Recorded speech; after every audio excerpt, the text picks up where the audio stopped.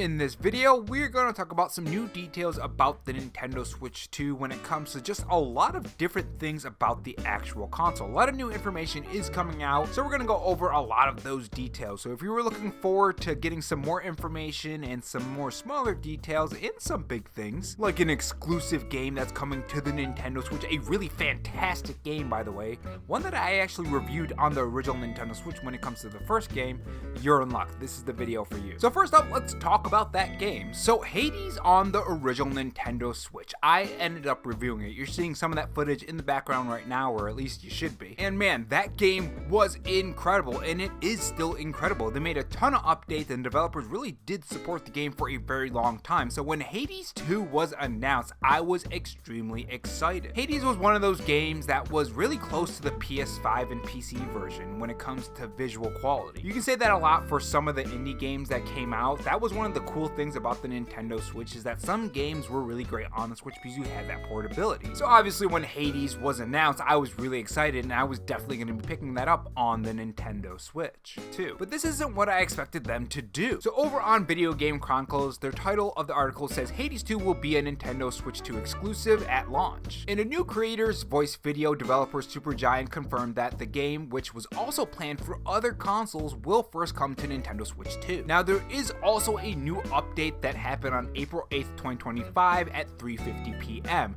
They say Supergiant X Games account has issued a correction, now claiming that the game will also launch on the original Nintendo Switch when it enters V1.0. So keep in mind that even if you have the first Nintendo Switch, you're still going to be able to play it day one, and that is fantastic news because I will be reviewing that. Again, I reviewed the first one.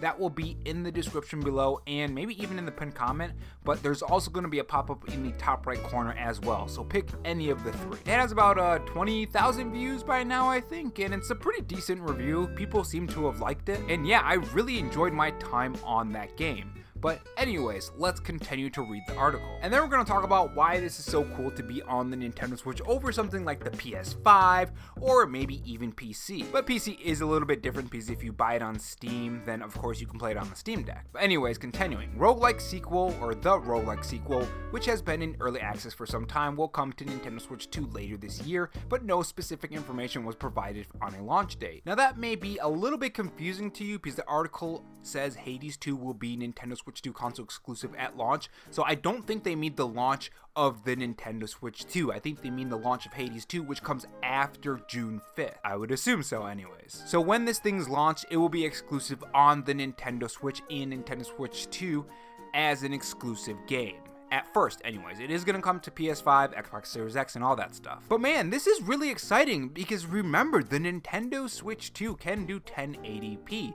It can do 60 FPS. Of course, when it's docked, it can be at a higher resolution. 4K, 120 FPS, if that's what they're choosing for this game. I don't know the specifics of the frame rate and resolution, but considering it's an indie game, I would assume that it's a pretty high resolution and frame rate. So this is going to be definitely one of those games where I look at it and say, well, I can get it on the original Nintendo Switch, or I can get it on the PS2, or not the why did I say PS2? Jesus, the PS5 I meant. And I'm definitely gonna get it on the original Nintendo Switch, assuming that there's gonna be a free upgrade. Hopefully we don't have to pay $10 or $20, you know, like the other Nintendo Switch 2 games. I guess we'll see on that. And speaking of that, there is a bit of, I don't want to say controversy, but there is a lot of talk on how the heck the Nintendo Switch 2 upgrades are working, if it's actually going to be on the card or not, stuff like that, as well as just how digital games are going to be working with the game key cards. So The Verge has some details on that. They say the following reveal of Nintendo's new game key cards during its Nintendo Switch 2 event last week,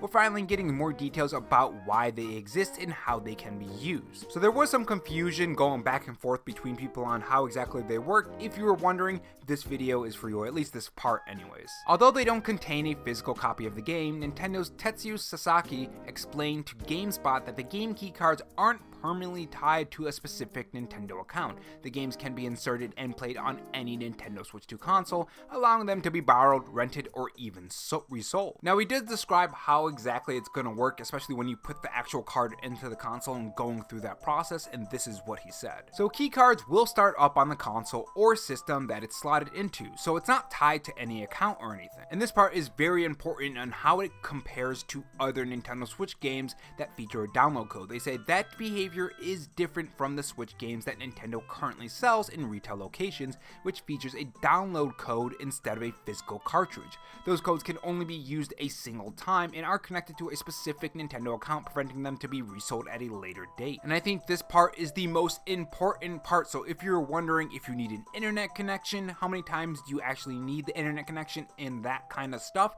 this is going to answer that question. Game key cards automatically trigger a game download when inserted into the Switch 2 console.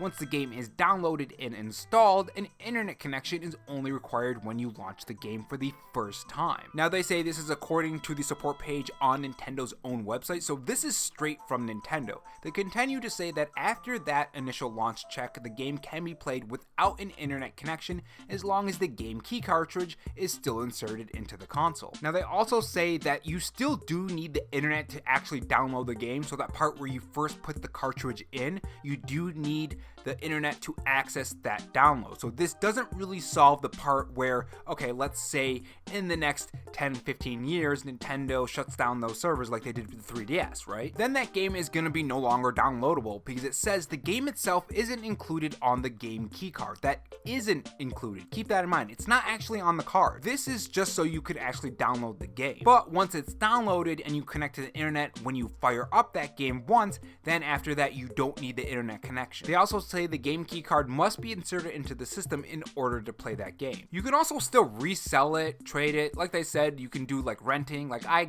rent a lot of games from GameFly, so that's probably how I'll do a lot of these games. And some of those games that come in the mail might actually end up being like that. And moving on to the next bit of news and detail about the Nintendo Switch 2. If you ever wondered why exactly the frame rate in the Nintendo Direct trailer for the chat on the Nintendo Switch 2 was so slow, there's actually a pretty good reason for it. GameSpot actually had the chance to talk to the Nintendo Switch 2 hardware director, Takahiro Doda. I hope I said that correctly. And they say, quote, "And the duo confirmed this was the limitation implemented on purpose. While Nintendo wanted to offer video chat on Switch 2, they also didn't want to hamper the player during gameplay. In other words, Nintendo felt it's best to limit the frame rate on Game Chat's video feed in order to prioritize horsepower for the gameplay itself." So if you're ever wondering and looking at that in the trailer and wondering why it's such a low frame rate, that would be why. Now, I do have to say I have used this kind of feature on the PS5, and even on the PS5 it's not absolutely perfect. It is very much usable and the frame rate is halfway decent sometimes, but other times it does chug a bit. Not nowhere near the amount that the PS5 has, but it is noticeable sometimes. So I'm not really too surprised that a handheld system that can do 4K 120 in dock is gonna be doing that. And to be honest, I feel, in my opinion, this was actually a good choice. I think I would rather have the gameplay be more stable, higher resolution, no frame rate dips, at least as far as we know, for whatever games are going to be coming out on the Nintendo Switch 2. I'm sure there will be games with frame rate dips. But yeah, I feel like this was a good choice on their part. And moving on to the next detail about the Nintendo Switch 2. They talk about the eShop. So if you guys remember, I think in the past, Nintendo Wii eShops and Wii U and the 3DS, those eShops, they had a lot more flavor than the current eShop, in my personal opinion anyways. And one of the things that I really liked about past eShops is just the music and the sound effects and some of the visual design. Some of the music, however, won't be present in the Nintendo Switch 2 eShop. This is what My Nintendo News had to say. Unfortunately, Nintendo has confirmed that this won't happen. Nintendo Switch 2 producer Koichi Kawamoto has told Polygon that unlike back then, the eShop has lots of videos that are showcasing the games. We didn't want to intrude on that, so we don't have music there. Kawamoto also revealed that the focus was on performance, saying that I wanted to make sure that this was a smooth experience, that the scrolling of the list doesn't stall, that is very smooth, page loads fast. Now that I could definitely understand. I do miss some of the extra flavor that the eShop used to have, but if we're sacrificing that for better performance, I would rather take the better performance rather than what we currently have on the current Nintendo Switch, because a lot of times I just don't even go to the eShop, even just to scroll through some of the sales, specifically because it just runs really, really bad. So this is very good news. And moving on to the next bit of news, have you ever wondered what's going to happen to your island on Animal Crossing when it comes to the Nintendo Switch 2? Well, I do have an answer for you. Switch 2 system. I don't know why it says Switch 2 twice in the article, but that's what it says. Switch 2 system transfer will bring your Animal Crossing New Horizon island over. Nintendo has a few times over now that moving from the Switch to Switch 2 should be very easy due to the new system transfer feature Nintendo has come up with. You'll be able to pick right back up with the Nintendo Switch 2 where you left off on the Switch 1, and that includes activities in Animal Crossing as well. In a new interview with Polygon, Nintendo Programming Management Group Senior Director Takahiro Doda confirmed that Animal Crossing New Horizons Island will make the jump from Switch to Switch 2 during system transfer, or a system transfer, I should say.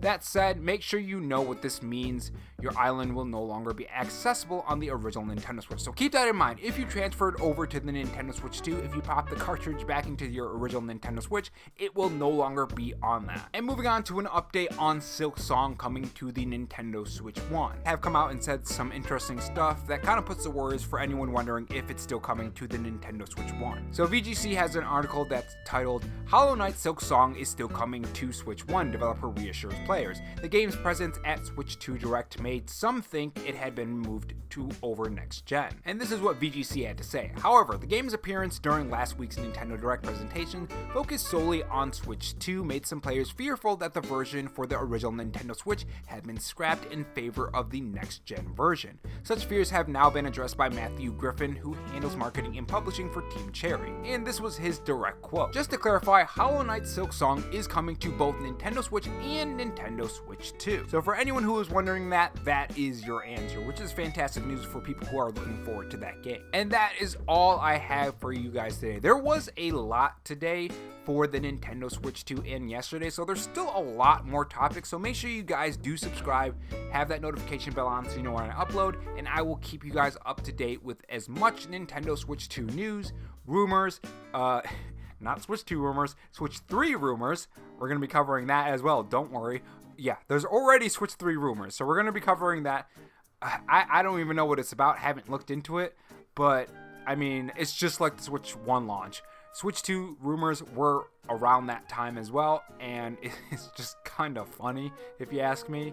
But yeah, we're going to have some fun with that. Make sure you guys tell me what you guys think about today's topics in the comment section below, and I will see you guys in the next video. Take care.